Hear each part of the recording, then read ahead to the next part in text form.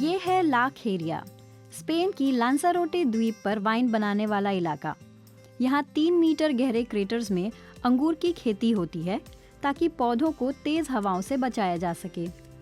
Wine बनाने वाले Pedro lemmas और उनका परिवार 3 पीढ़ियों से इस जमीन पर खेती कर रहे हैं। ज्वालामुखी की राख इसमें अहम भूमिका अदा करती है। ज्वालामुखी वाली मिश्रित जमीन फसल के लिए बहुत जरूरी है क्योंकि वो पूरे साल के लिए अपने अंदर नमी को सोख कर रखती है। इसीलिए अंगूर की बेलें इतनी लंबी बढ़ती हैं और ताज़ा रहती हैं।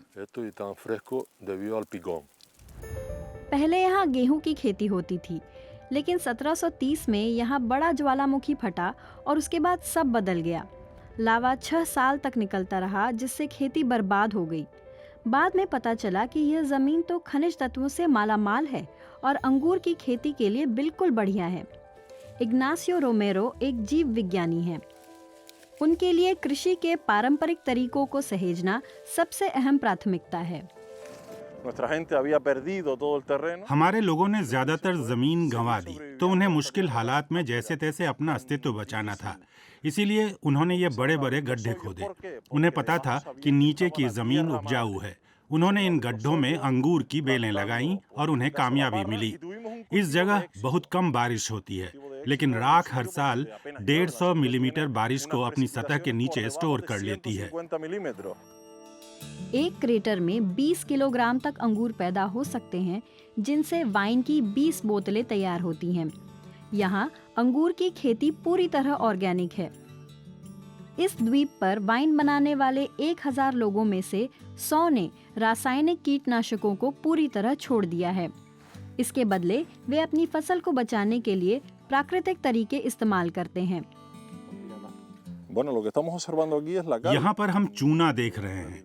ये पारंपरिक ऑर्गेनिक खेती में कीटों से निपटने के लिए इस्तेमाल होता है, लेकिन फिर लोगों ने कीटनाशकों के तौर पर रसायनों का इस्तेमाल शुरू कर दिया और वे पारंपरिक तरीकों को लगभग भूल गए।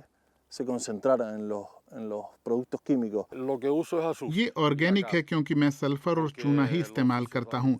रासायनिक खादों से मुझे कोई फायदा नहीं मिल रहा था, इसलिए मैं वापस सल्फर पर आ गया, जिसे मेरे दादा दादी भी इस्तेमाल किया करते थे। लांसारोटी में पूरे साल लगभग एक जैसा ही मौसम रहता है।